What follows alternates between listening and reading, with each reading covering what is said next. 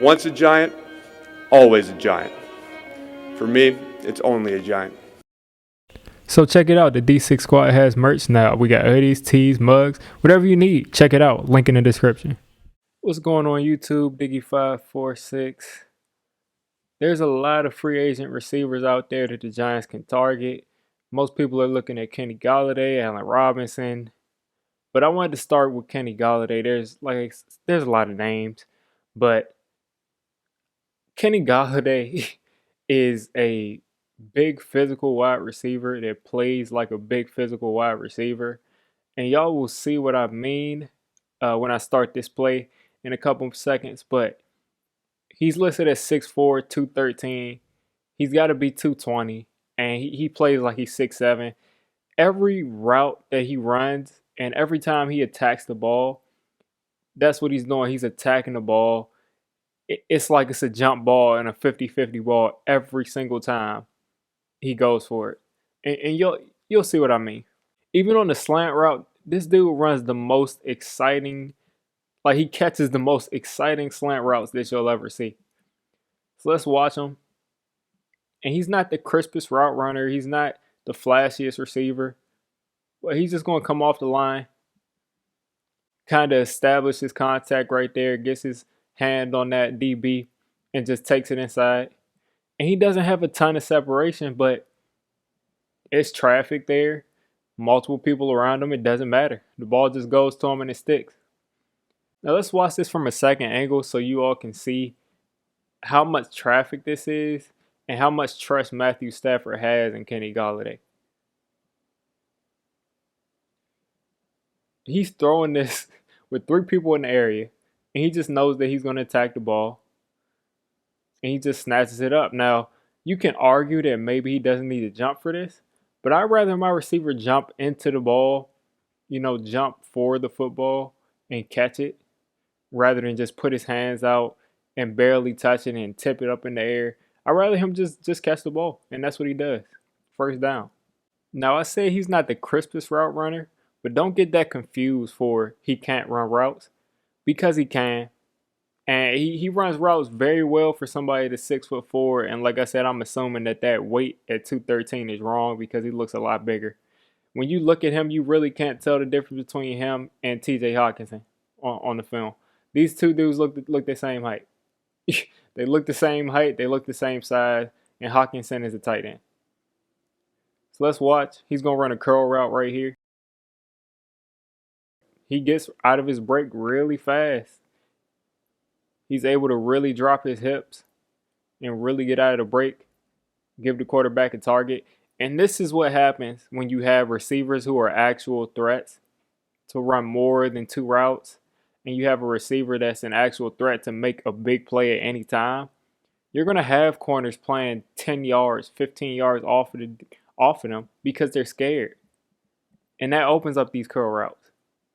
So he's going to get this pass right here, catch it, turn upfield, get the first. So from what I've shown you so far, Kenny Golladay isn't the kind of possession receiver that can be a route runner, a guy who's going to, run a whip route or run, some kind of crazy route and get open in the 5 to 15 yard area. But he can be a possession receiver as far as knowing leverage, using his body, boxing people out. And I'm going to show you a couple more plays after this. But this is a great job of just the vintage back shoulder throw that we all know. And he's going to be really great wherever he goes, or if he stays on the line, he's going to continue to be great at the back shoulder because he has such a great understanding of how to use his body. So let's start this up. He's going to run about 10 yards and start looking for the ball. At this point, he's just too big of a body for the ball not to be completed. And he's just going to get possession, box this dude out, and just go up and get the ball. Let's watch this again. Just going to throw it. And he's already, it's really not much that a DB can do right here. It's not a perfectly thrown back shoulder. He has to come back for this ball. But it doesn't really matter because Matt Stafford knows that if I throw it in this dude's vicinity, at the very least it'll be an incompletion. I very rarely saw a 50-50 ball where it got intercepted with Kenny Golladay. So there's a lot there's not much risk to throwing it up for him. And he just high points the ball, gets both feet down. And Kenny Golladay is going to be a serious red zone threat wherever he goes. It really builds on the fact that he knows how to use leverage. He knows how to use his body. A lot of these big receivers don't know how to use their body, and they're not good because of it. But he's going to basically run this out route, and he just knows what to do. I mean, it's no other way to put it. He just knows how to run these routes to be able to use his leverage to where he's the target and no one else is touching the ball. So at this point, he's got the out route. He's got a step, and the ball might be a little bit underthrown, but it's okay because he knows how to use his hips to keep this dude off of him. And this corner has no shot at the ball. He has no shot at it because he can't come around him. And then here we have Kenny Golladay going against the Giants. This is 2019, and he's going to pretty much run the exact same route that he usually runs in the red zone. That's kind of unstoppable at his height and with his ability to go get the ball. It's kind of unstoppable. So he's just going to run that out route. And, he sees some resistance, but it doesn't matter. He can just go up and get the ball with the best of them. And then let's see it from this second angle. He's just going to run out. And he's just getting up higher than everybody else, high pointing the ball, getting both feet down. You cannot coach that. And that's not regular receiver play. This is called making plays for your quarterback. Now, that's a great throw because it's right in between them. But this is called making plays. To catch that and get both feet down with two people on you, that's big time. And it just goes to continue to build off of his physicality and his ability to catch pretty much everything that's thrown in his vicinity. These are just going to show what I think he does best, which are, those 26, 35, 40-yard plays that are really just tight kind of throws where it really could go either way, and he's just going to always come down with it. And Stafford regularly throws some of these passes that you would just think are tough catches. It's kind of like in the NBA when you have somebody who consistently takes tough shots and they consistently make it. It's like at this point they're not tough shots anymore. So Golladay is going to run a deep post and look at the cushion first of all, and then he's going to just run the post. And he's not creating a ton of separation. There's not separation at all, pretty much. It's just, I see Golladay on the inside, and I just don't think anybody can get the ball over him. So he's just going to throw it up for him. And he just boxes him out and comes up with the grab. He didn't even have to jump. So let's watch it from this angle. He's just going to throw it up because he sees him inside. Doesn't have much separation at all. And he's just going to box him out, and there's nothing he can do. And he consistently makes this. And this is what I mean when I say that this dude is really helping out his quarterback. I mean, as a Giants fan, I just really wish that we had somebody like this. He's really just helping out his quarterback. So they're going to get into a scramble drill. Stafford is going to get a little bit of time. He's going to buy himself a little time. And, he's initially open, but Stafford isn't looking towards him. And then he sees his quarterback's in trouble. He's running around. So he says, let me get my quarterback a target.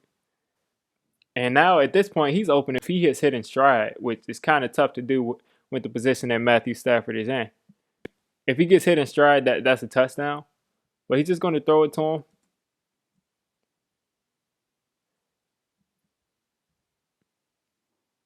And he's just going to make a routine grab over two people. So let's watch it again. He's just going to buy some time and just throw it up to him.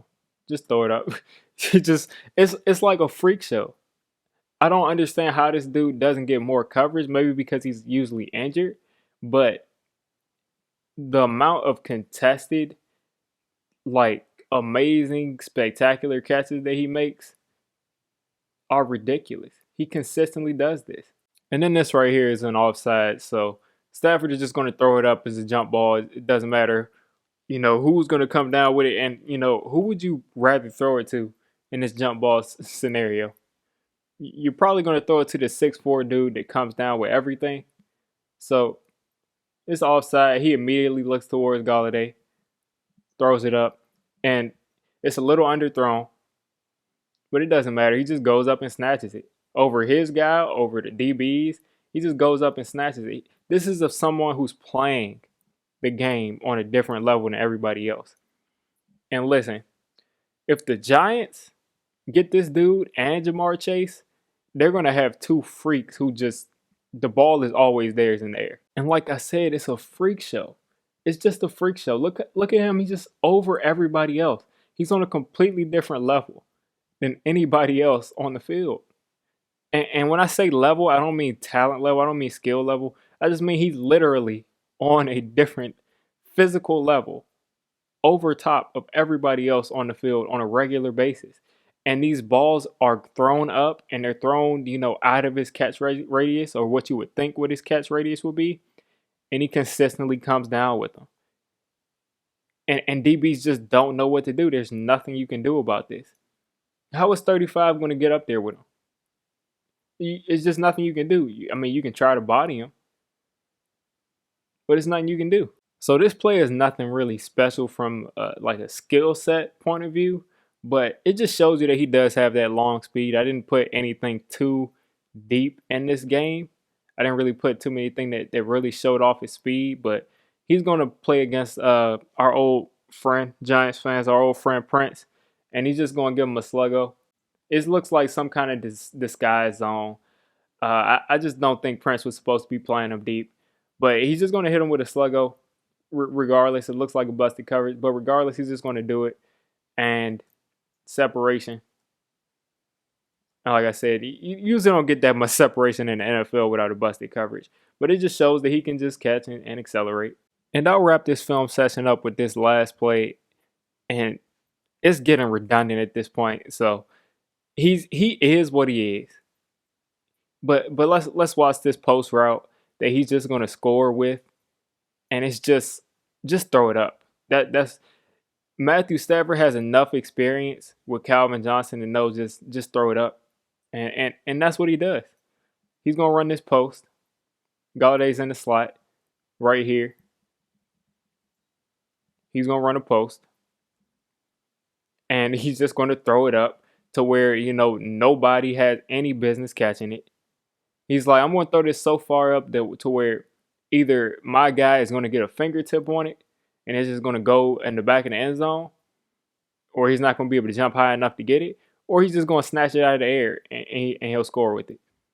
So he goes up and gets this, doesn't get touched, and just scores. And this is what I mean by throw it up. Like, you have to see this from this angle. It's like someone's editing the video to make him look like he's jumping higher than everybody else. He's just going to come on your screen and just and just score. So, to give my conclusion on this, we have a big body receiver who is a big body receiver. He's fast in a straight line. He's not someone that you're going to be throwing short passes to, short screens to try to make something out of nothing. He's not that. He's not someone that you want running, routes where you got 2-3 cuts in them. He's not someone that's flashy at all. He's just someone who's going to go up and get the ball when you throw it up. He's someone that's physical that probably will be hard to bring down physically because he's actually, an actual big person. But what you draft Kenny Golladay for is to have someone to make your quarterback comfortable to where if he needs to be bailed out, he can always throw it up to this dude. In a worst case scenario, it's an incomplete pass.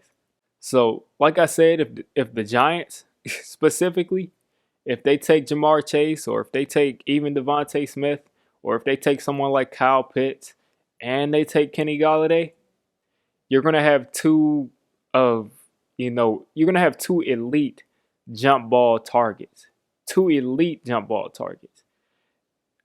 Now, maybe this means that the Giants need to target someone who's more elusive. Maybe this means that, if you have someone and you feel like it's redundant to have too many jump ball guys, even though I feel like Jamar Chase and Devontae Smith, they're more versatile than that. But this dude is like the premier premier jump ball receiver in this league. I just don't see anyone that consistently makes these catches. And I just don't see anyone that consistently does this like him. Now, I don't think he's the best guy in the league, the best receiver in the league, but I don't see anyone consistently making these catches like this. So you guys tell me what you think of Kenny Golladay. If you're a Giants fan, do you want him on your team? If you're a fan of another team, do you want him on your team this offseason? Let me know. So if you made it this deep into the video, I'm calling you a D6 squad member. If you're a D6 squad member, you got to hit that subscribe button. You got to turn on that notification bell. And listen, I make all kinds of content for NFL teams. So if you're not a Giants fan, don't worry. I'll cover your team. If I'm not covering your team, let me know. And have a good one.